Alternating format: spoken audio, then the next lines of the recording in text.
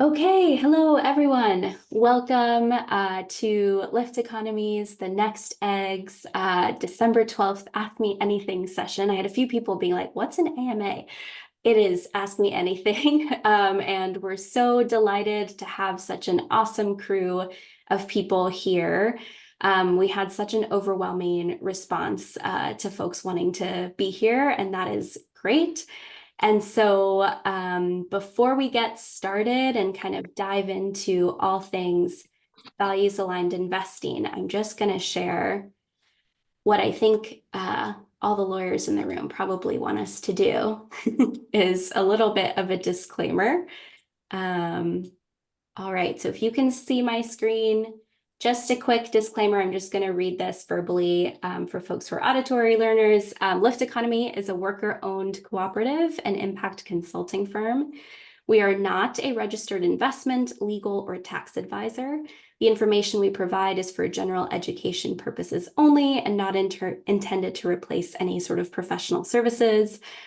Specific investments are just for educational purposes and do not imply a recommendation or an endorsement.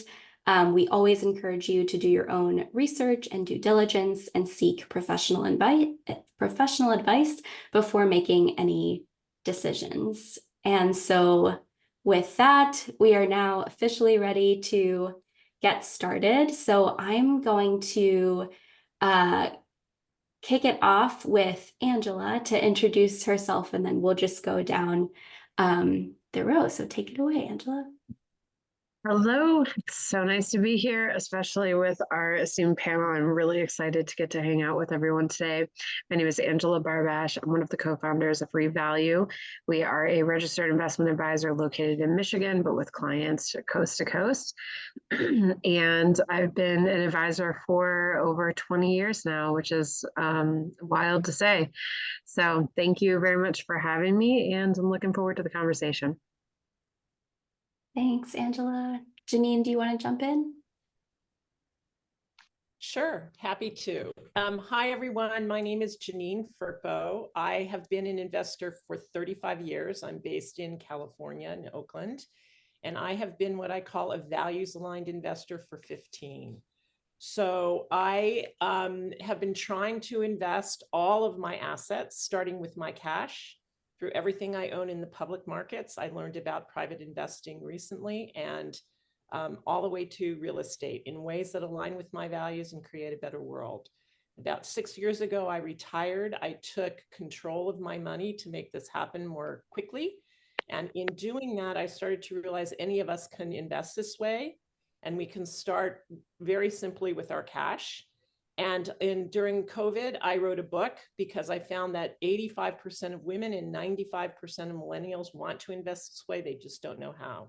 So I wrote a book called Activate Your Money to help women learn how to invest with their values. And I co-founded a nonprofit called Invest for Better.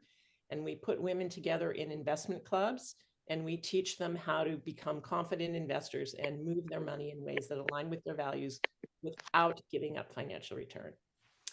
And I'm really happy to be here. Thanks for the opportunity. Thanks, Janine. I'll pass it to you, Jasmine. Thanks. Right as my gremlin runs in the background. I'm Jasmine. That's Smokey. I am based in Oakland, California, and I'm the director of impact at Candide Group. And we are also a registered investment advisor, impact investing firm that invests directly into companies and funds all across the kind of impact scale. And so we do both equity and debt. We have 2 discretionary loan funds, the Olamina Loan Fund, which specifically invests in CDFIs and community development in native, deep South and rural communities.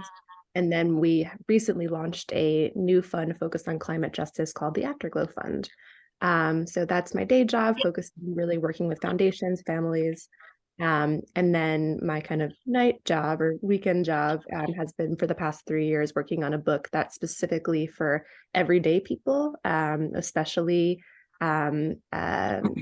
folks who are underrepresented in the impact investing field, women of color being one of those main areas, how to also align their money, but not just their money, also activate really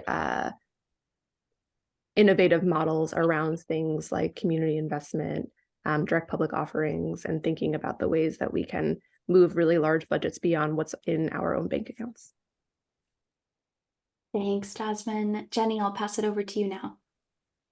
Hello, I'm Jenny Kassan, and I've been a lawyer for almost 30 years, focused on mission-driven businesses and social enterprises. And about almost 20 years ago, I started focusing on the law governing capital raising to really help the massive number of folks who don't have access to kind of mainstream sources of capital to be able to access patient supportive capital. So in addition to having a law firm where I help folks raise money and also help investors with what they do with their money, I also have done some ecosystem building projects. So I started a group called Angels of Main Street, which is an angel group open to everyone, regardless of wealth or income. Also co-founded Crowdfund Main Street, which is a crowdfunding platform that is creating geographically based subpages to focus on place-based community investing, and then working on a project in Baltimore to bring people together in a physical location to really move money from Baltimore residents into Baltimore-based businesses. And I am hearing some background noise, so hopefully folks can mute if they're not talking. Thank you. Thanks for that reminder, Jenny. I'll pass it to you, Marco. Hi, my name is Marco Vangelisti, and I'm thrilled to be part of this conversation. I have a traditional finance background. I left finance in 2009 once I realized that most the financial returns are extractive. And so I joined the slow money movement, and I've been active in Northern California. In the last 10 years, I started teaching individual investors how to align their investments with their values. I, by the way, completely done that with my assets. And in the last 5 years, actually teaching financial advisors. So those are the two things I do. I also work one-on-one with both financial advisors and individual investors on the topic of moving in the direction of aware and no harm. Know where your money is, make sure the return is not coming at the expense of ecosystems, society at large, or communities, mostly of color, around the world. Awesome. And Monique, over to you. Hello, everyone. Pleasure to be here with you all. Monique DeSimone, and I'm based in Honolulu, Hawaii. And I'm an investor relations manager at Mission Driven Finance. Mission Driven Finance is an impact investing firm and certified B Corp that is dedicated to getting capital to flow where it doesn't, but should. Our mission is to increase inclusive and equitable access to education, health, and wealth. And we believe that by closing capital gaps, we close opportunity gaps, particularly for those from marginalized communities. Excited to be here and looking forward to the conversation. Great. And then last but certainly not least, Taj. Greetings, friends. Taj James, poet, parent, practitioner based in Ohlone land here in Oakland. And poetically, we kind of think about capital as a form of energy that needs to flow like water, because water is life, and what we water grows, and our current economy is a reflection of the kind of capital that's grown the extractive economy that we have. So I lead a full spectrum group, which includes Full Spectrum Capital and Full Spectrum Labs. And the work that we do in the group is really about growing a system of regenerative finance that can scale a just transition to a restorative and regenerative economy. So the notion that if we want to have a community wealth building, community ownership, if we want to grow what our friends at Gary Community Ventures are calling the ownership economy, then we need enough resources, we need enough water to grow an economy to that scale. And so I'm honored to be in this conversation with the many other practitioners who are all moving us towards that. And within the group, we do work to help communities and entrepreneurs, community stewards, enterprise stewards, ecosystem stewards to increase their capacity to absorb more and different kinds of capital across the capital spectrum, to be stewards of land, labor, capital, creativity, and currency in ways that build community economic power. And we work with capital stewards to shift assets and to let assets flow to the places from which they have been stolen and extracted for many generations. So excited to be with all of you. Thank you so much. Well, folks, if you're like me, you're super excited to have the opportunity to learn alongside all of these incredible folks we have here today. Before I move us forward, I just wanted to share I'm Rhudy. I'm calling in from Northwestern Indiana, and I'm representing Lift Economy, which is an impact consulting firm. And one of our projects is the Next Egg, which was founded in 2019 and is really working on supporting folks to move their retirement savings out of Wall Street into Main Street and into community control. In similar ways to how Taj poetically described capital moving like water. I appreciate that. So in just a moment, I'm going to open up the chat, and we'd love for you all to just share maybe 1 or 2 sentences about why you're here today, just so we can have a digital kind of record of all the folks that are in this room. So maybe take 30 seconds to type out why you're joining us today. And when I say go, you'll be able to send it.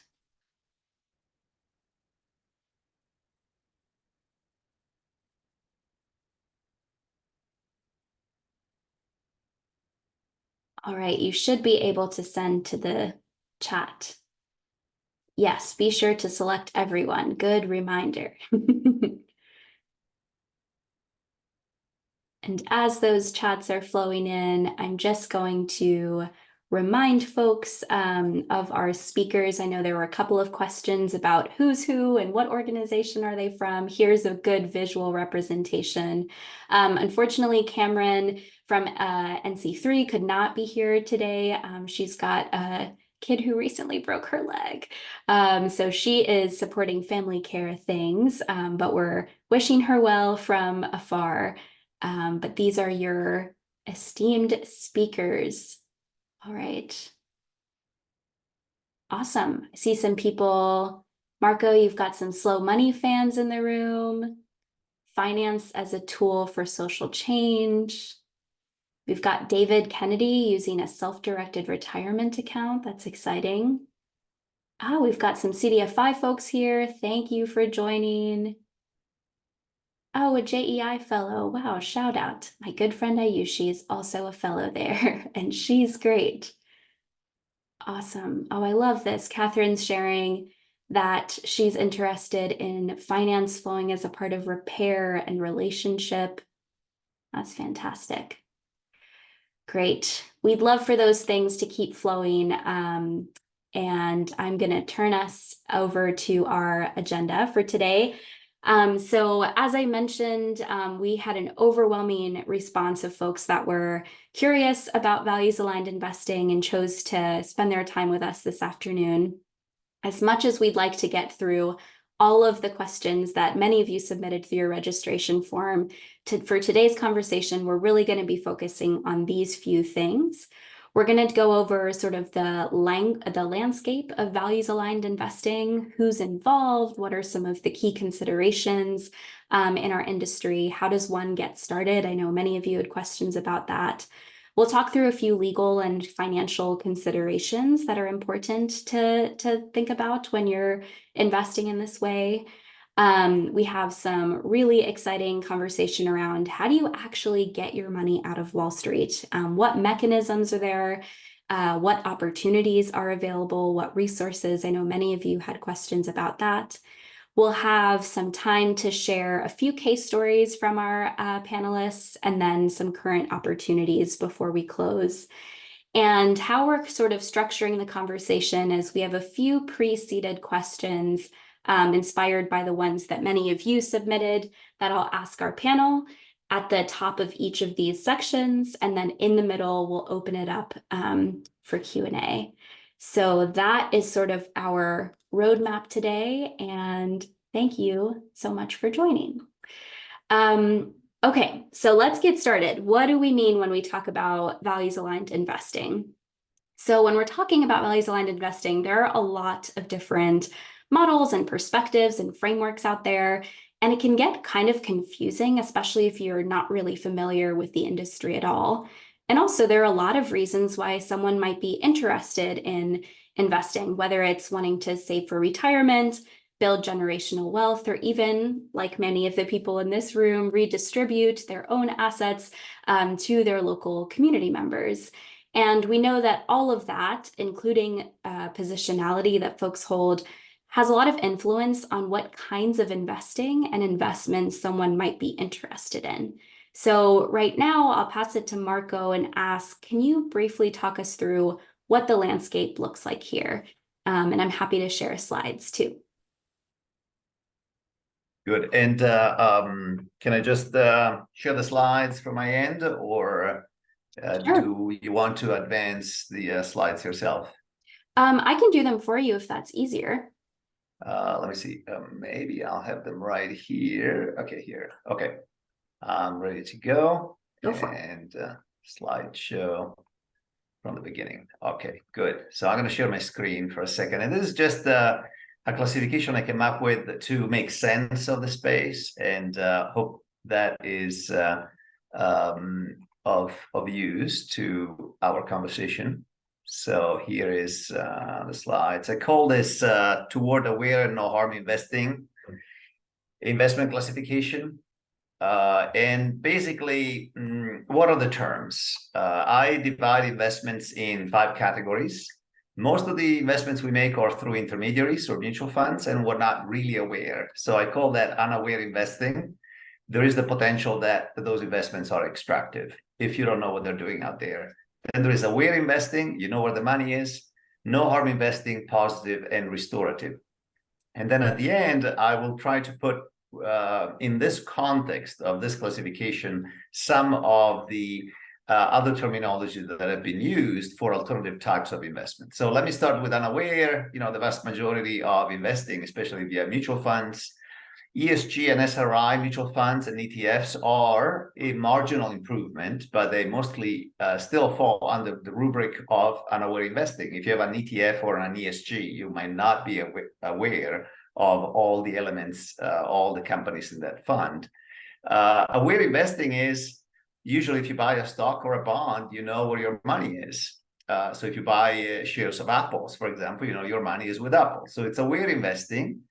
Now, in order to practice aware investing, if you are using a mutual fund, you would need to know all the components and all the companies that are part of that mutual fund. This is a little bit hard to do.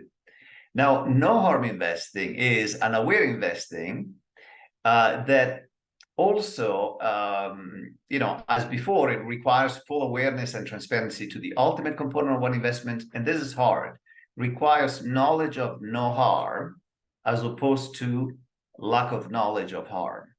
I told the story, for example, of Cisco, a company that is part of a lot of ESG mutual funds, and until recently, it was about 30% of its suppliers were practicing slave labor in Asia, for example. So it's hard to know exactly what those large multinational corporations are doing. So it's very hard to do no harm investing by investing in large publicly traded companies, in my view. Now, there are some traditional investments that could be considered no harm investing. For example, municipal bonds. We know what municipalities usually use the money for. Certificate of deposits of trusted financial institutions like credit unions or regional banks you're familiar with, and you know where they're lending the money and what they're investing in. project-based bonds, peer-to-peer lending. There are a couple of platforms online like prosper.com and lendingclub.com. I consider that no harm investing, mostly helping people getting out of credit card debt. And treasury securities and agency securities could be considered no harm. In general, you could say this is the government, we are the government, or at least we are in, we have the possibility of changing it. So one could consider US Treasury securities as no harm investments. Now, ESG funds belong, in my view, if you're basically screening individual stocks and bonds, you're certainly in the aware investing category. And I would have a special class called reduced harm. So if you're investing in ESG mutual funds or ETFs, you probably don't know what all the components are. So it's still unaware investing, but it's certainly reduced harm. So you're kicking out the worst offenders. Now, positive investing and restorative investing is, at the beginning, I used to call positive investing impact investing, but impact is a little bit too generic. So I wanted a new name for this type of investing. And it's basically a no harm investment that is creating a positive outcome, either environmentally or socially, in some situation, but in not all the situation. Some of the compensation, actually, in all situations, some of the compensation for risk comes in the form of social or environmental returns, and still has a positive risk-adjusted return. So after you adjust for the risk of loss, you still expect your capital back. Positive investments could either offer market rate return, or at times, positive investments may be concessionary. So you're providing capital at a rate that is maybe a little bit lower because you understand that part of the compensation for risk comes in terms of the things that you want to support either socially or environmentally. And finally, restorative investing. This is really at the intersection of investing and philanthropy, but is a very important aspect of this new type of investing, because if in the past capital has extracted from communities and ecosystems, we need restorative investing to put more money back into those systems than we want to take out. And so the primary or exclusive motivation for investing are non-financial. And I would call that return agnostic. You almost don't care whether you're going to see all your money back or what return you're going to get. It's very important to invest in something. An example recently that I invested in is Community Foods Market in West Oakland. And yes, I knew that the risks were high. And in fact, after a couple of years, they had to close down. But it was an investment to try to solve the problem of a food desert in West Oakland. Positively addresses a social or environmental problem, strongly relates to your personal values. And what distinguishes restorative investing from positive investing is that you actually expect a negative return after adjusting for the risk of loss. Like in the case of Community Foods Market, if everything went well, I would have gotten a 3% preferred dividend. There were more than 3% chance that the business would not succeed. So after adjusting for risk, it's a negative expected return, and should be viewed really as a spending decision. So you should not invest in a restorative investment what you cannot lose. The best way to think about restorative investing is like a recoverable grant. You give this money to something you really care about. If they're successful, they return the capital to you. But if not, you don't see that as a problem. So this is basically the various types of investments. And if you just flip them, 90 degree, then you can map various other types of investing. For example, impact investing really is a broad spectrum. Sometimes you have impact ETFs. Well, you might not even know what all the components of that ETFs are, and yet it's called impact investing. So impact investing really could be anything in that spectrum. Local investing, in my view, is certainly aware and also no harm. And again, for example, Jenny is mentioning about this investment in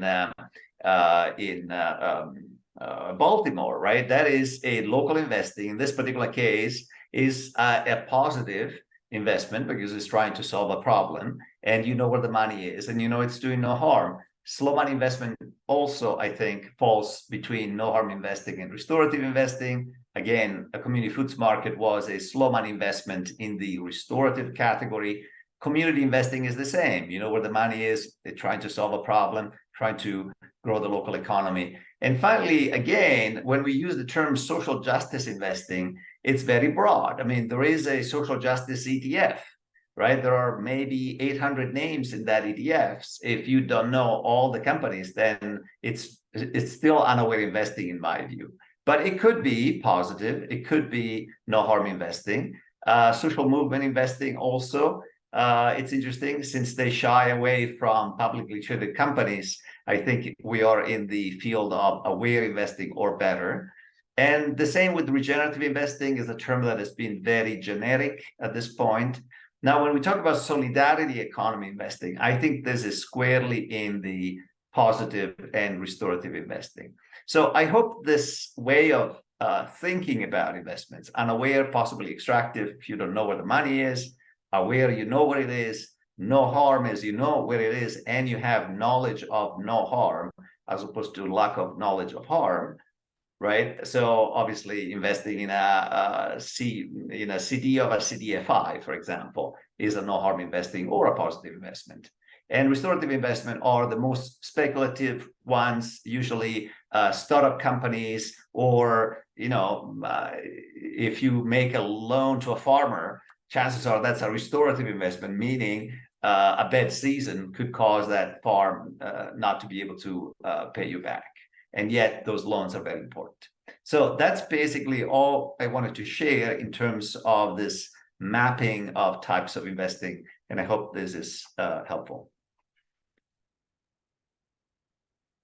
Marco, this is Taj. Just want to appreciate you for sharing this framework, because I think you've done an amazing job of kind of situating the very complex conversation that's happening within the sector around how to build a more fair and just economy and a financial system that can support that economy. And as I'll drop it in the chat if I can, but I think that what's interesting is that there are, I think, within the framework that you've named, 5 different factors. It's not just an XY grid. You've got 5 different things in there, and pull them together really beautifully. And the part of the homework that I didn't get a chance to was to provide a grid with some of the other frameworks that you're referencing, so people can go and see what's the Justice Funders framework, Center for Economic Democracy, Seed Commons. There's a number of folks who are kind of articulating approaches to this, which you're referencing. And I think it's the diversity of perspectives is really, I think, a sign of strength within the sector right now. So just wanted to appreciate that, and a name that I have yet homework to turn in, which I will share with all of you once this is done. Thank you, Taj. Yes, thank you so much. What a helpful framework to kind of kickstart this conversation. Angela, I'd like to pass it over to you. I know that, so now that we've kind of had an understanding of what different types of investing there are, I know that there are a lot of different professionals and folks that can support you on your journey towards becoming a more values-aligned investor. And I'm wondering, as an investment advisor yourself, can you tell us a little bit more about who the different players are in this landscape, and how can someone go about finding, quote unquote, the right fit? Yeah, I'd be happy to attempt to tackle yet another complex question, which I have a feeling we're all going to feel like they're all complex questions.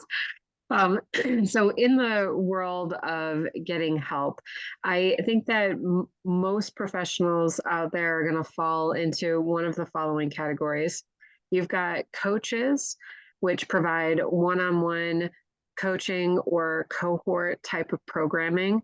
So these are folks that if you were to Google search, you might Google for money coach or finance coaching. These are folks that are not licensed investment advisors, so they can't give investment advice. They're not going to be the folks that can point you in the direction of investments necessarily, although I think there's probably some of that happening under the radar, but they're the folks that might get you ready if we were to think about the stages of change, if you're in that contemplation sort of space, you're trying to sort out some things, that would be the best fit, I think, for those kinds of folks to get you prepared for the next types of folks that you could work with. The second group of people would be planners, financial planners.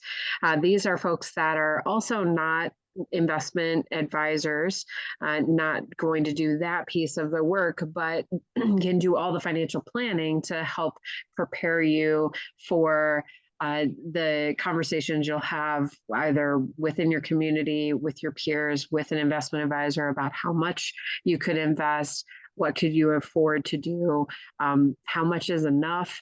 That is a very common question to be answering both with coaches and with financial planners.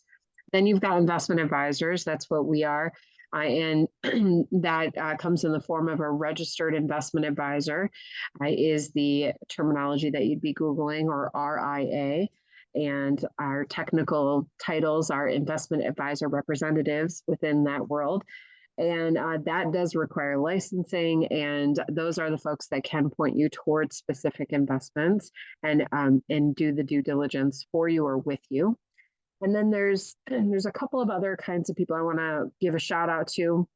The next one is a financial therapist, which you can almost kind of put in that coaches and cohorts world, but very specifically tackling areas of trauma and other maybe family related items around wealth that have come up that need to be addressed to help you clear some barriers to taking action.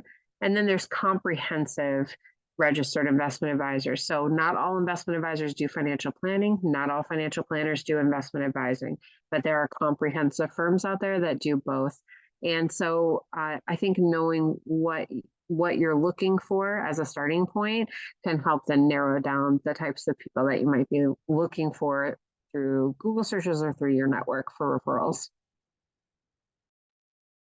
So helpful. I've just opened the chat. We're of course not going to get to everyone's questions, but I'd love to have a catalog of them too. So if you have a question specific to the landscape of values aligned investing or anything that Marco, Taj, or Angela just spoke to, put it in the chat and we'll try to get one or two of those questions answered now before we move forward.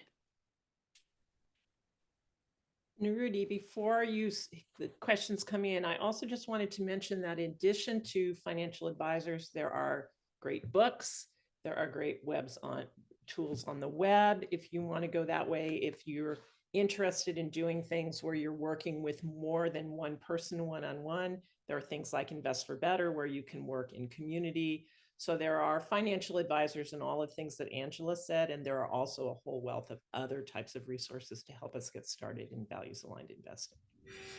Yes, thank you. And we'll be following up. If you've registered for this webinar, which if you're here, you all have done that, you'll be sent a follow-up resource document with those kinds of tools available on there. Okay, so I've actually got a question. I'm just going to read it verbatim. This is from David.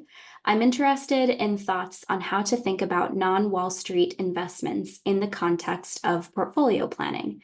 The quote-unquote traditional model suggests that we should have a mix of equity/fixed income investments. That's easy when investing in mutual funds/ETFs, but harder to think about the risk/return mix when looking at Main Street investing. Any advice? I want to ask Angela to respond because I think so too. she can really help us think this through in a really good way. Thanks, Taj. And I'm going to rope in Marco. So one of the things that Marco addresses in the courses that he's got is the idea of the liquidity needs for the entire portfolio. So what is the time horizon for the money? And I thought this was just brilliant because we think in asset classes and equity versus fixed income and things like that. But in a Wall Street context, the other implication there is that all of that money is essentially liquid. You can get your hands on it tomorrow. In a non-Wall Street context, it's an additional dimension we have to think about, is the liquidity of the portfolio. So I think that is actually one of the more important pieces to start looking at, is what amount of money do I need at what points of time into the future? And then that can then inform do you need things that are relatively short term because you're headed into retirement and you're actually going to use this portfolio to purchase your retirement home, and you need everything to be relatively liquid. Well, then you might be looking at short term notes that have a 1 to 3 year time horizon. Whereas if you've got a portfolio that 90% of it you don't need to touch until the end of your life, or you're planning to pass on as an inheritance, then you may be able to take the risk of the equity, where it could be a decade or more until that company changes hands or gets sold to the employees, or whatever happens that creates the liquidity that you need to get your money back. So I think the liquidity question is an important one to answer up front. And I feel like I could ham out like really hard on this for a long time, so I'm going to stop there.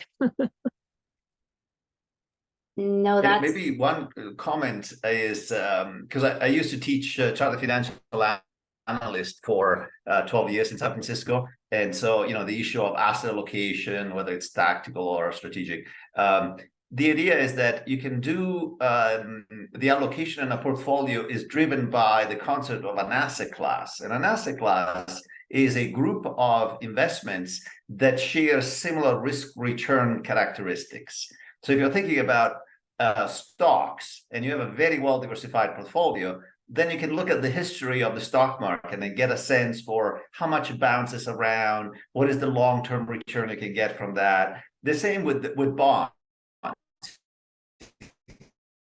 You can think of bonds of a particular maturity.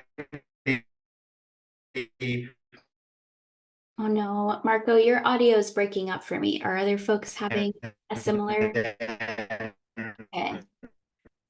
All right. You can look I'm gonna mute Marco for a second, and maybe he can type what he's saying in the chat. But I actually think this is a good time to segue us into the next bucket of questions. So I'm going to do that, and then hopefully Marco can jump back in a little bit. So I just want to keep it moving. So yeah, as we've kind of heard from both Angela and Marco, so much of what your quote unquote portfolio looks like has a lot to do with your own individual positionality, your tolerance for risk, what goals you have, what background you're coming in from. And we're very lucky to have Jasmine on the call because she's writing a book about this right now. And so Jasmine, the specific questions that I have for you are, as you've been writing this book, what is it that you have learned from this process? And specifically, what are some of the kinds of investments that you've seen that are open to unaccredited investors? And also just if you could tell us a little bit more about, I know Marco started talking about asset classes, but just what different types of investments are available out there based on your own research and expertise? So many good questions. I'll try to answer as much of that as possible, and invite others to jump in as well. Yeah, so when I'm approaching investing in the context, so like I mentioned, my day job is working with accredited investors, but in this book, really focusing on the everyday people, especially folks who may be younger and who are navigating maybe paying down student debt and reaching the point of financial stability and security, while also wanting to help build the next economy that we deserve. And we actually really need those people who may be in currently struggling financially, working class and middle class, to do the work of shaping the next investment infrastructure. So when I'm talking about investing in that context, I'm taking this really expansive view, which I think Marco did a great job of kind of, impact investing can mean so many different things. So for me, it's really taking the initiative to endow someone with resources in the hopes of beneficial returns for them, you, and others over time. And that includes beyond just people, but also the planet. And so thinking about, and this is kind of outside maybe the SEC defined legal definitions of investing. Sorry, Jenny. But thinking through what are the other ways that people can really support their whole lives to be aligned with that concept of endowing others with resources in the hopes of both their own growth and stability, their community's well-being, and again, future generations to come. And so some of the strategies that I talk through in the book are pretty outside what we would think about investing. So the first really comes about just talking about money, really moving from this taboo kind of concept of investing to more transparent, trauma-informed in community. Like Angela mentioned, I am a trauma of money method certified financial practitioner, which basically means that I'm helping people really approach the way they think about money in general, as well as investing, from a lens of decreasing shame and increasing discernment. So what that means is that, you know, we could have all the financial literacy in the world, but if your nervous system isn't ready to actually accept and grapple with some of that trauma, it's going to be a lot harder, right, to actually move through that work. So one of the strategies that I talk about in investing is actually just practicing around talking about money in general. And so that's one of the core pieces, which I'm really excited that we're having this webinar to just do some of that strategy. And from there, a world of possibilities unravel. So when we're talking about money, we're going to think about where our money currently is. So thinking about banking, is our money actually in credit unions, community banks that are then doing the work of lending that money out to community institutions while also making sure that our assets are protected? Are we thinking about showing up for one another in giving circles and mutual aid opportunities where the investment may be different than putting it into an asset class that's so far been described, but thinking about having these circles of reciprocity and mutuality that are going to serve that same purpose of being able to secure and potentially grow wealth over time. And then the last one that I'll mention in this context, in terms of collective investing, is also thinking about the power of things like participatory budgeting. So really, really high level, kind of at the community, neighborhood, region, the opportunity to influence actually where our taxpayer dollars are going. And that could be anyone from youth to folks who may be traditionally left out of voting processes, such as those who are formerly incarcerated, or who may be undocumented. And yeah, just thinking through all these kind of creative ways beyond maybe what the textbook definitions of investing are for folks who have a wide range of needs. So I feel like I talked a lot. Maybe I'll stop there and see what else is helpful, if anyone else wants to chime in. Yeah, thank you. I appreciate you, Jasmine, kind of expanding our understanding of investing from being, you know, what investment choices are we making to how do we relate to money more broadly? And I wrote down that this phrase you said about decreasing shame and increasing discernment. I thought that was really powerful. So at this point, I'd love to open up the floor for another round of maybe Q&A, one or two questions that come up based on what Jasmine just shared with us right now. And a side question I can answer almost immediately. We have a question: is there a wait list for Jasmine's new book? I believe there is, and there's a link where you can sign up, right? Jasmine, maybe you can share that in the chat while we're waiting for other questions to come in. Sure, thank you. I do want to point to a exchange in the chat about a notion of managing risk in public markets and managing risk in private investments. And I don't want to see it, Jenny, if you want to just kind of speak to that. One thing to know is that the best performing asset class in the 2008 financial downturn were CDFIs. So there is a myth that public markets are more stable within an extractive boom and bust economy. And I'll leave this to Angela and other qualified professionals to answer, but I just don't know if Jenny, you want to say a little bit about that, because I found that exchange quite interesting in the chat. Yeah, no, I think you said it, Taj. Nothing else to say on that.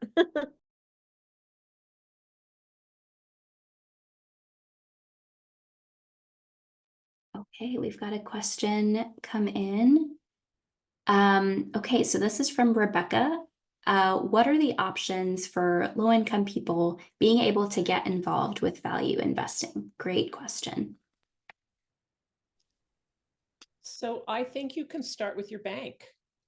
This is something that we don't think about normally. Many women, for example, don't think about themselves as investors. And if you've got a savings or a checking account, you are an investor. Somebody is using that capital for some purpose, and it's probably a purpose that you don't want. So think about where you bank. There are some great websites out there. Mighty Deposits is one. Bank for Good is one.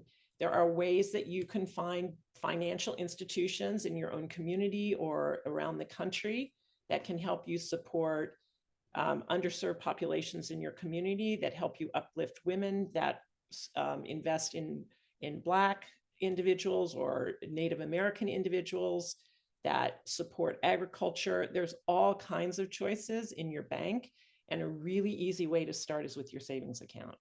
And then if you want to go to your checking account, it's a little more work, but it's well worth it. And just make sure if you shift your bank, and you could invest in a CDFI, you can invest in a credit union, your bank choices, just make sure that they are FDIC insured, or if they're a credit union, that they're insured by the NCUA, and your money will be safe up to $250,000, just like it is in a big bank. So that is a very easy way for anyone to get started in this form of investing. That's great, Janine. I also shared a resource in the chat. There was a webinar the Next Egg hosted with Michael Schumann, who gives a really great talk on 12 opportunities for investment. And many of them have a low barrier to entry, kind of like, okay, where do you bank? He talks a lot about opportunities for folks to invest in their city, whether that's through municipal bonds or other mechanisms, community funds, and also in your family and friends, the people that are closest to you, what are their needs, and how can you support in meeting those? I think we have time for one more question. Let's see. Okay. I think these are just such great questions. All right, I'm going to stick with my goals right now. We have, what are some examples of higher than average liquid, no harm, publicly traded investments? I think that's a good question because it'll lean into some of the opportunities we'll share a little bit later. Anyone feel compelled to take this one on?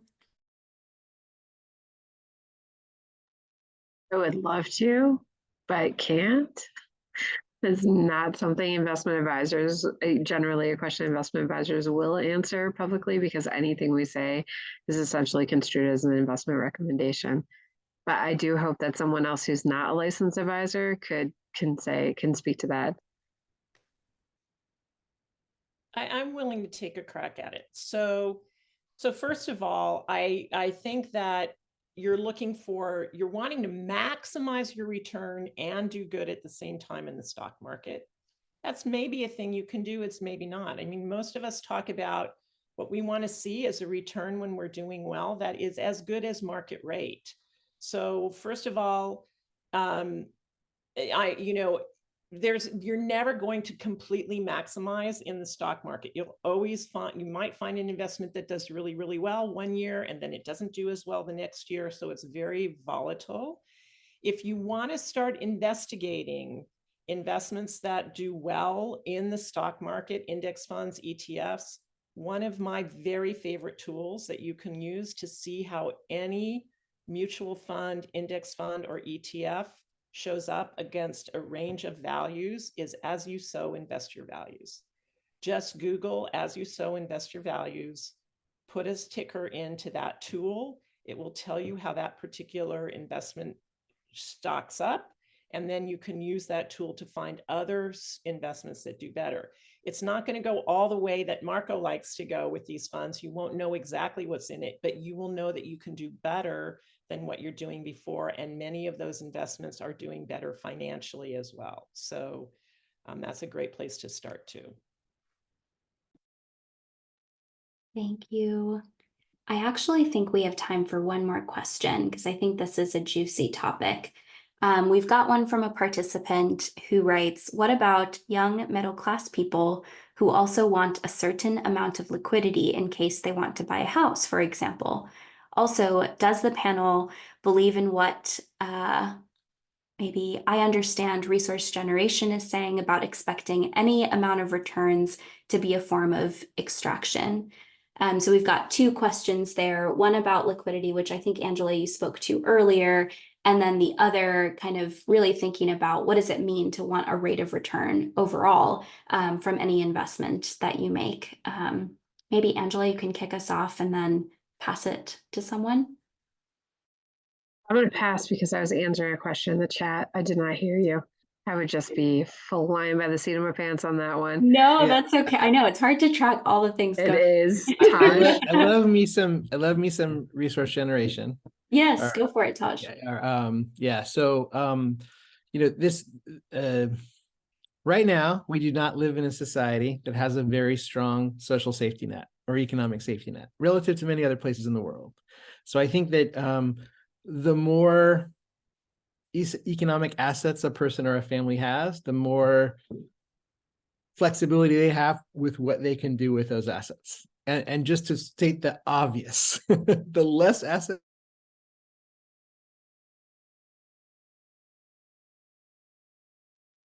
I'll just leave it at that because there are people speaking and offering frameworks from very different forms of positionality. We work closely with families who were founders of the Giving Pledge. To take the Giving Pledge, you have to have more than $1 billion of assets. If you take the pledge, you're committing to giving away half of your assets in your lifetime, which basically means what you're saying is you need $500 million, right? That's your enoughness number. That's how much you need for the thriving and well-being of your family and generations, right? We have other communities we work with that don't have necessarily $1 billion of assets for more. So just to say, there are different, as Angela laid out, different people who can provide you services. You need to connect with people to provide you services who work with people who essentially have a similar amount of assets to you. And as Angela will tell you, some comprehensive RIAs work with people who have very few assets and people who have very many assets. So some have the capacity to work across the spectrum, but you definitely want to take an approach and work with a trusted advisor who knows how to support you given the level of assets that you're managing. So none of these frameworks apply to everyone. I'll just say that unequivocally. None of them do. Just wanted to chime in briefly on this topic. So is every return extractive? And the answer is no, if it is a positive investment. So if you think about, for example, one of the best examples I know of non-extractive finance is seed commons. They raise funds for investors. They invest in a network of cooperative funds that funds cooperatives, worker-owned cooperatives. And then the cooperatives only return the capital when they're profitable. So they're sharing the profit that was made possible by the investment of the capital the investors provided. And then the beginning of that return is to the fund itself so that it can manage its own affair. And then whatever is left over goes to the investors. That is a non-extractive investment that generates return, and the return is non-extractive. So it's not that if you ask for a positive return that you're extracting. It depending how the investment is structured and whether, for example, the investment asks for a collateral that was not purchased with the money that was provided. That is extractive, right? So Marco, but there are ways to invest so that we all share the benefits of the capital being provided in a way that shares the risks and the benefits in an equitable way. So that's my take on that. Big debate on that within the community, because when we think about extraction, we're not just thinking about how human beings extract from other human beings, but human beings' relationship to Mother Earth.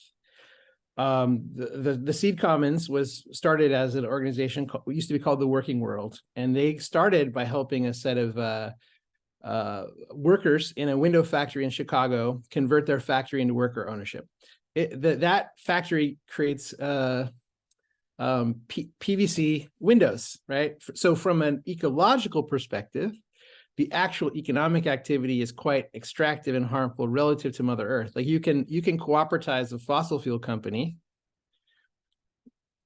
So in terms of the question about extractive and non-extractive, it is actively a conversation about both the relationship between different groups of human beings and the relationship between Mother Earth, from whom we have extracted to the point of heading towards extinction. and the point of restorative and regenerative and reparative economy is not just to repair the harm of racism, colonialism, patriarchy, harm that humans have done to other human beings, the gender wealth gap, the racial wealth gap, the restoration of the return and restoration of extracted capital from humans from whom their capital has been extracted. But human beings have been doing a number on Mother Earth, and there is much repair to do. So the conversation has to always be about those two sets of relationships. I agree. I also think it's that you can't ask this as a generic question, because the answer to it in both extraction and return is different by different asset classes. So when I talked earlier about where your cash is, you don't have to be extractive and you don't have to give up any return. If you look at fixed income, you can invest in muni bonds like Marco was talking about earlier. That is not extractive. It can actually be regenerative, and you're not giving up returns. If you're looking at the stock market, you can invest in individual companies if you want and choose companies that are doing the very best that you think they can. You're never going to get perfect right now. You have to prioritize which extraction or which issue is more important to you or less important to you. You can also, in the stock market, invest in funds that do shareholder activism so that they're actively trying to change the way the companies behave. So there are a number of ways in the stock market that you can address this. And again, in some cases, you're going to give up a little bit of return, but you don't have to give up return there either. When you start getting to private markets, which is what a lot of people talk about in this space, because the space started with really wealthy people. When you get into the private markets, when you're talking about private debt, private equity, real estate, agriculture, timber, anything that isn't cash, stock, or bonds, then you can make very specific choices about what you're investing in, and you can invest for positive change. But it's really different by asset class. And I think it's important to keep that in mind and not just try to generalize the entire space in terms of a conversation about return and impact. Thanks, Janine, and thank you, Taj and Marco, for kind of helping us understand one critical debate in our field at large and things that a lot of folks are wrestling with from all different points of view. And so I'm glad to have that uplifted and have that be a key consideration for participants in this space as they're thinking about values-aligned investing. So I do want to move us along and take a little bit of a detour from our current conversation to ask you, Jenny. I know that since I've been involved with the Next Egg and been thinking about how to move our money out of Wall Street into Main Street, I've been confronted with like, wow, there are a ton of rules. And many times you need a professional, whether it's a lawyer or a investment advisor, someone to help kind of broker and help you navigate that landscape. So from your experience, I'm curious, can you tell us a little bit more about what are sort of the critical kind of legalities that our audience should know about values-aligned investing?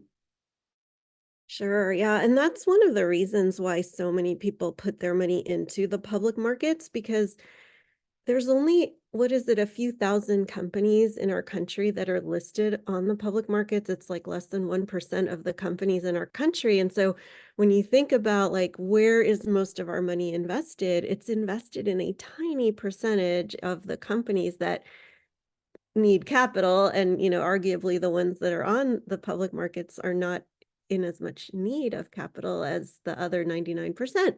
So why is it that like almost 100% of our capital is invested in 1% of the companies in our country? And part of the reason is securities law. When a company decides to go public, and it is a very onerous, expensive process, once it completes that process, it's so much easier for anyone to invest in those companies. There's no limit on who can invest, and, you know, the secondary trading of the stocks that you own. And so what I've been working on for a really long time is trying to make it easier from a legal perspective for people to be able to invest in private companies. Because a lot of us, our heart is with private companies, social enterprises, that, you know, childcare business down the street that we absolutely love. And so it's absolutely possible to do that, but there are some rules that you need to be aware of. The compliance obligations fall on the company, not on the investor. So you, as the investor, theoretically don't have to worry about it, but it is very much in your interest to make sure that any company you invest in is aware of the laws and is complying with them. Because if they're not, it really creates a lot of risk for them in the future. They could get sued, they could get in trouble with the regulators. So just really making sure that when you do invest in a private company, that they're complying with the securities laws, and there's many different ways to do that.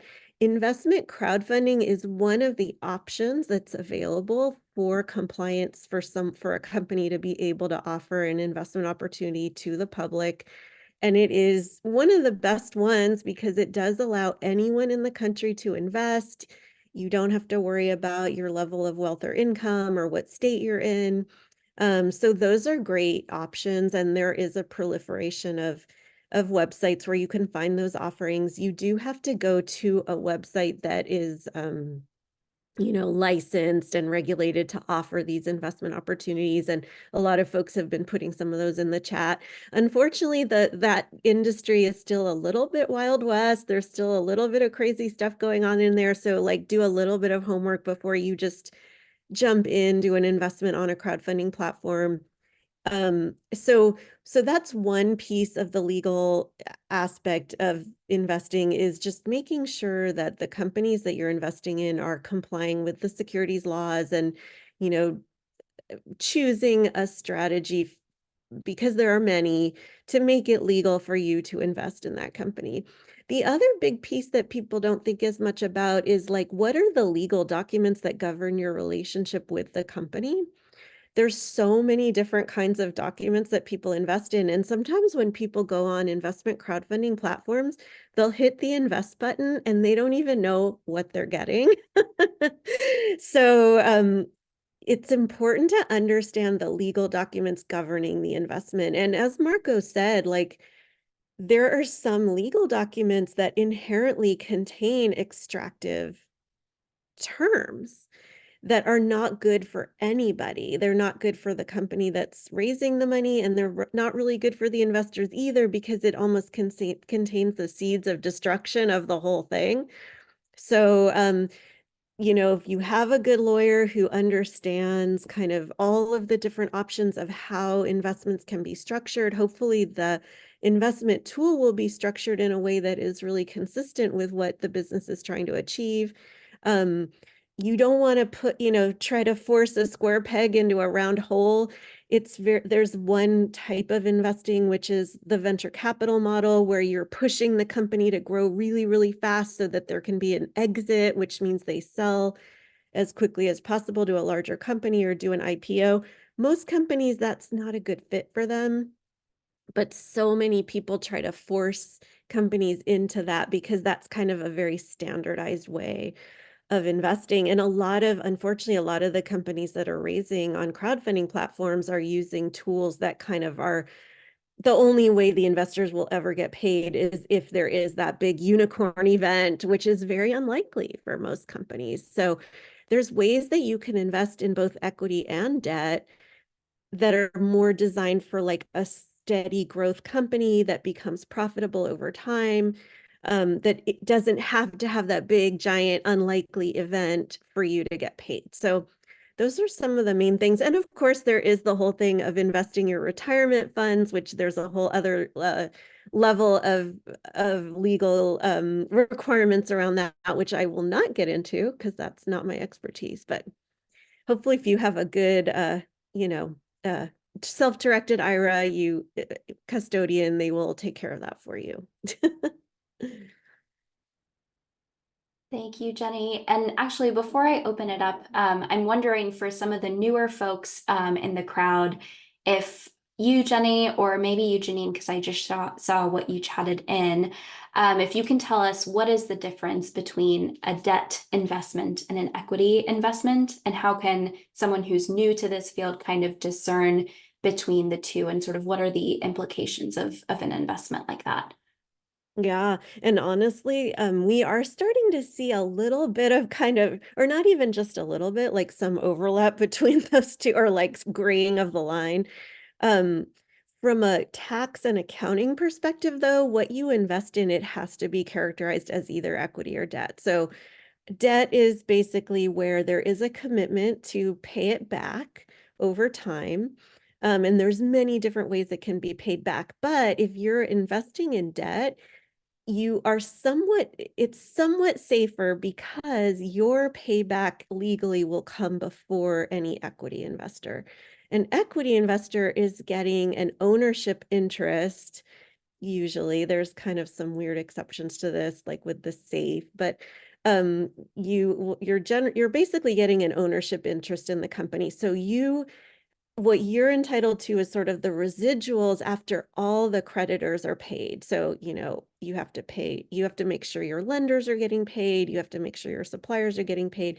And then if the company is profitable or there's a sale of the company, the equity investors get a share of that, the profits or the proceeds from a sale. The other thing that's really important difference between debt and equity for investors is when you invest in equity, you are generally locking up your money for anywhere from 7 to 12 years. So when you invest in equity, the way that you get your money back is that the company either is sold or it's acquired or it goes public, or there's some sort of an exit for the company. Your money is locked up until that exit occurs in most cases. Yeah, that's becoming less and less true as other types of equity are becoming more popular. There's, redeemable equity, there's, other kinds of equity now. And that's exactly the point I was making, is that whole need for an exit is not a good fit for most businesses because they're not going to have a big exit like that. But there's definitely ways to structure equity where there's regular payments, like equal exchange is one example that I often give. And then Firebrand artisan breads. Jasmine could probably talk about that if we have time, because that was a redeemable debt deal where there didn't have to be, redeemable equity deal where there didn't have to be an exit. So it's not necessarily true that you have to have an exit to get paid as an equity investor, but you want to really look and see what are the terms of this investment. And it's also very true that often it's going to be quite illiquid, because even if it's redeemable equity, there's laws that say you cannot get paid as an equity investor unless there's a profit there.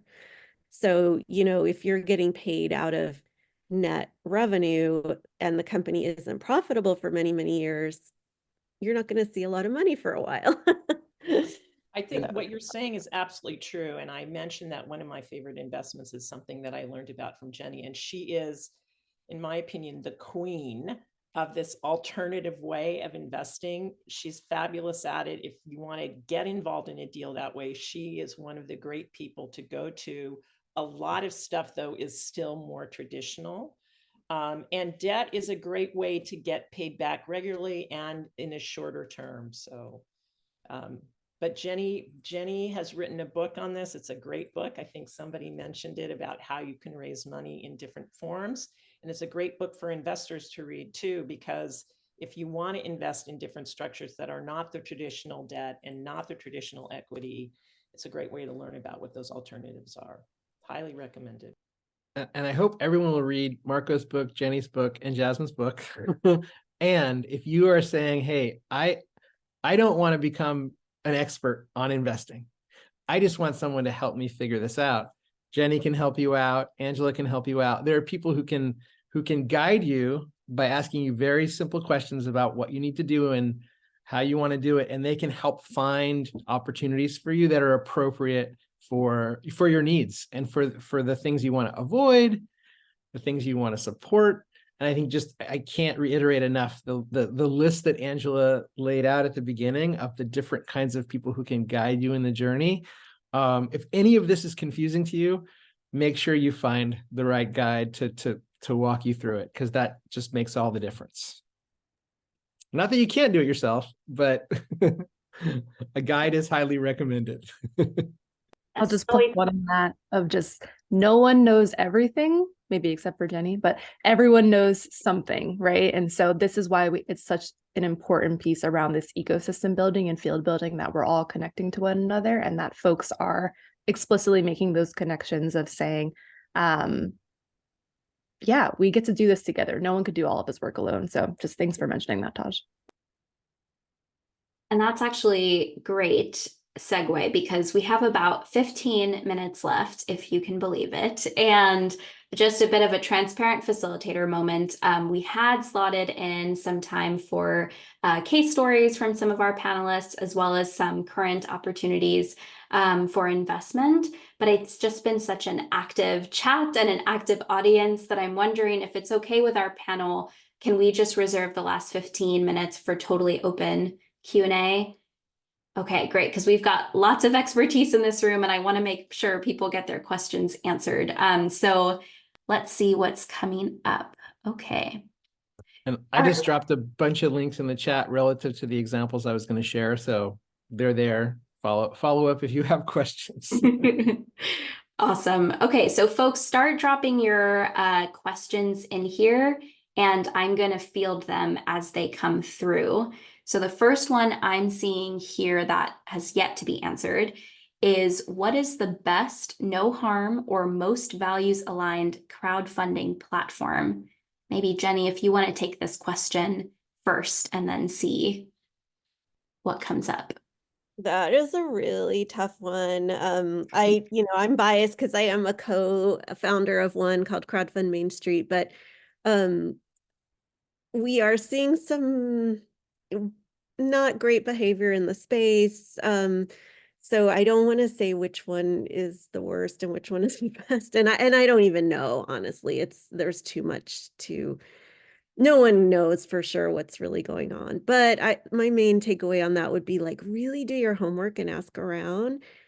Some of them are very non-transparent. Also, some of them are really pushing companies that are the high growth tech companies. So they're kind of trying to be part of the venture capital ecosystem. Like, there's this one platform in particular that calls their raises community rounds, meaning like, oh, come on our platform and it'll be part of your venture capital journey to your unicorn status. And so I personally avoid that platform like the plague, not just for that reason, but many other reasons. But yeah, just do your homework. Yeah, thank you, Jenny. I'm seeing another one that might be a quicker answer. Sarah asks, what about more sustainable options for credit cards? That's actually a question I have too.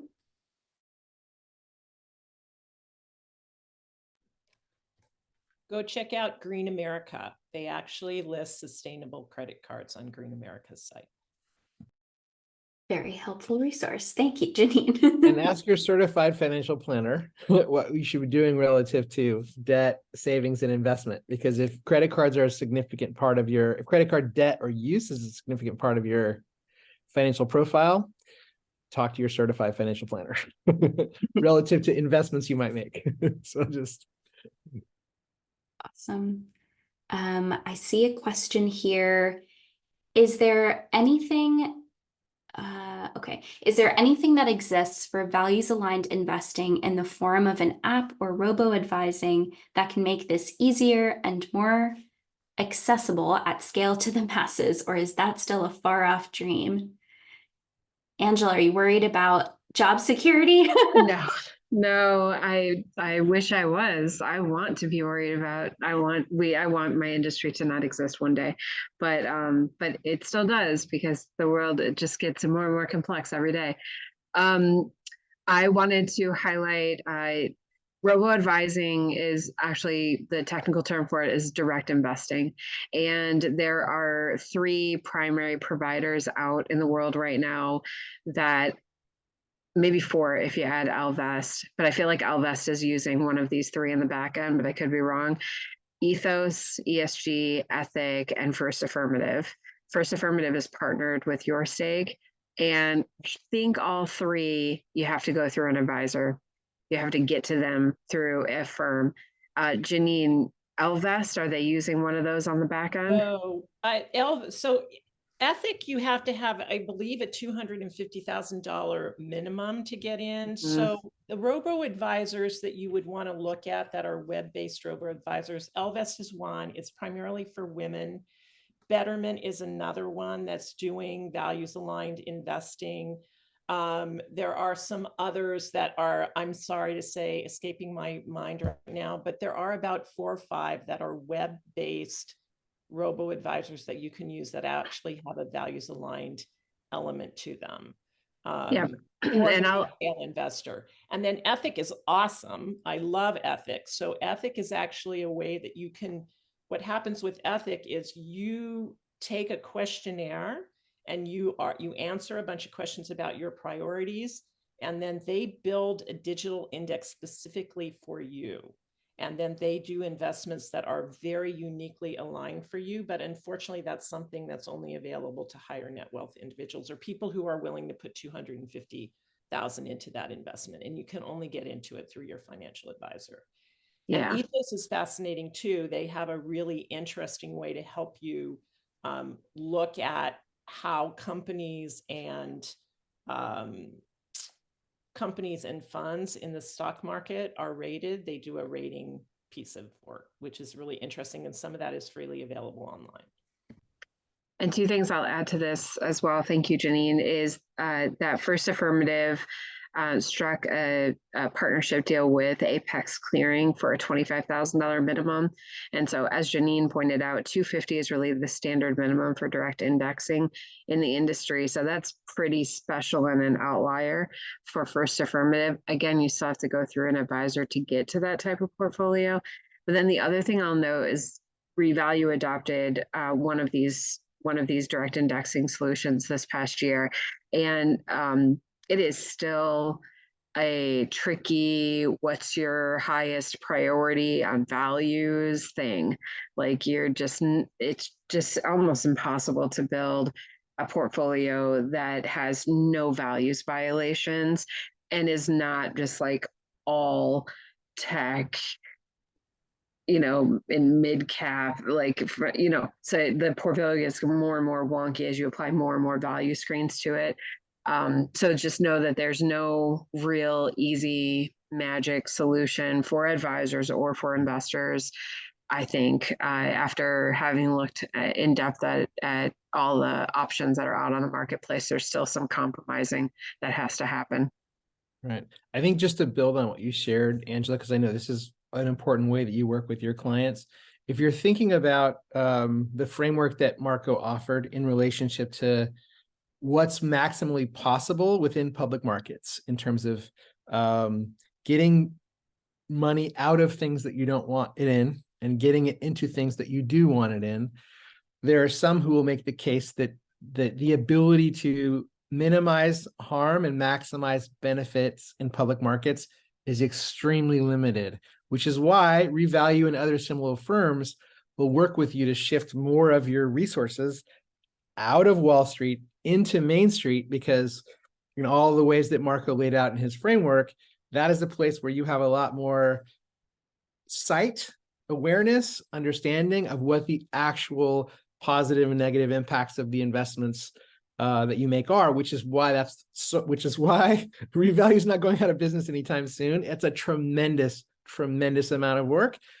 But if you are really looking for more impact, generally what Revalue and other similar firms will encourage you to do, and what Jenny will encourage you to do, is to move as many of your assets as you can into Main Street, into your local community, into things that you can touch and feel, and the childcare center and the solar panel on the roof of the women's shelter and stuff, housing for people who need it, food for people who are hungry. water, clean water, like, yeah, you get the idea. So just to say that one of the ways that kind of impact investing 3.0 is going is when you have a laundry list of SDGs and everyone just cherry picks out the ones that they want and says, hey, this is great because we've just focused on the things, the metrics that make our investment look good, and we've ignored the ones that don't matter, which is why for Full Spectrum, we have one metric, which is community wealth building, which is about the shifting of assets, because our assessment is the basis of harm in the extractive economy is the concentration and distribution of wealth itself. So if your investments are not shifting the structure and distribution of wealth, fundamentally, you are going to be reinforcing systems of extraction ultimately, which requires a shift of resources out of Wall Street into Main Street. So that's kind of a theory of change. You'll get 15 different versions of that basic theory of change from all of the people that you're going to talk to, but that's one version of it. And at the risk of being a little bit self-promotional, I have a course for financial advisors to talk about moving away from Wall Street and towards other types of investment. So if you have a financial advisor that you would like to expand his or her offerings to you, consider that. And I'm obviously pushing the financial advisors because they're very comfortable in the public markets, but a number of them have indeed moved. Some of them moved completely away from mutual funds and do individual portfolios for clients. Others have, ventured into the positive space as well. So I'll just put it out there because every little step in the direction of what Taj is suggesting is good, even though it might not be perfect, and trying to move some of the financial advisors to be more like Angela is certainly a worthy task. I just want to jump in real quick and have one last question because it's kind of looking at the other side of investing, and I think it's important to address. So this is from Jamaica, who shares, as a small business owner and also small business counselor for the IRC, I only come up against struggles and stumbling blocks. We need folks investing in diverse small businesses. How do business owners get in the right rooms, tips, and prepare for investment? I am imagining that Jenny, Taj, and Monique might have something to say, and then we'll wrap after this question. I know it's a big one. Yeah, the right rooms are all the rooms. That's my big message is we have to keep, and you've heard this from me before, Jamaica, so we have to just keep educating more people that they can invest in businesses that they love. I mean, I would love to invest in a refillable store like yours. Everyone who wants to invest in a refillable store, get in touch with Jamaica. We can all be investors. So that's what we just have to keep pushing for, is more people understanding that. And that's what this call is all about. So thank you for organizing it. Yeah, and just, some of the work that you've done, Jenny, is to kind of create marketplaces that connect those small businesses that need resources with people who want to provide it. And so though it's a complicated space, there are more and more marketplaces like the one you've created, and then others are getting created on a regional basis. Angela shared a link in the chat to some stuff that she's been working on in the Midwest to kind of make those connections. We have some marketplaces that we work on. So the marketplaces is one way, connecting with someone like Jenny and also someone like Angela, because frankly, when you go to Revalue or a firm like Revalue, that firm, that registered investment advisor, has a set of relationships with small businesses, a bunch of different investment opportunities. Many of those opportunities have come because clients go to Revalue and say, hey, I live in the Twin Cities and I want to do some stuff. And then through that relationship and exchange, other opportunities kind of come into the network. And then Revalue sort of sharing that lesson with other similar firms who have clients who are also looking. So there's a lot of crowd learning that's happening to get more access and flow. And then sort of the last thing I'll say is, we have institutions like CDFIs, like in the Native American community, we've got OISTA, which is sort of the grandmother CDFI that connects to a bunch of CDFIs all across Indian country. All of those CDFIs are connected to small indigenous-led small businesses. And so so CDFIs are a huge resource for both for small businesses to get access to both capital and capacity building. And if you connect with those networks, the CFI networks, that's another way to get connected. So Yes. Well, Yeah, definitely. oh, go Oh, for and I it, was just Monique. gonna echo some of Taj's thoughts there. I also think that, as a firm that works with a lot of values aligned RIAs, it's an excellent opportunity to kind of identify, to Taj's point, a lot of regional opportunities in your specific area, as an impact investing firm that works with client partners on the ground who are really focused on specific thematic areas. Getting in touch with those types of organizations, as well as an organization like Mission Driven Finance, who provides direct small business lending, really helps with that networking effect to be able to find direct community partners on the ground who could also be of assistance in the technical space and preparing for investment as well. Well, as much as I want this conversation to continue forever, it cannot, sadly, but you can connect with all of these incredible people further. All of our email addresses are here. For those who had questions about a recording, there will be one sent of this event afterwards, as well as this slide deck and a resource summary with all of the offerings that were shared via the chat, and then a few that folks had gathered and shared with me beforehand. The last thing I'll mention is that if you did attend this event today, let me stop share so I can see people. You are eligible to join the next egg at a discounted rate. So all of that information will be there if you're looking for continued community. And let's see, what else? I don't know, we're right at time. So thank you all so much for joining.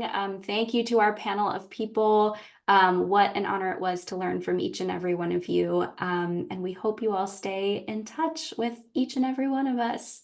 Take good care. Thank you for bringing us all together and facilitating such an amazing dialogue.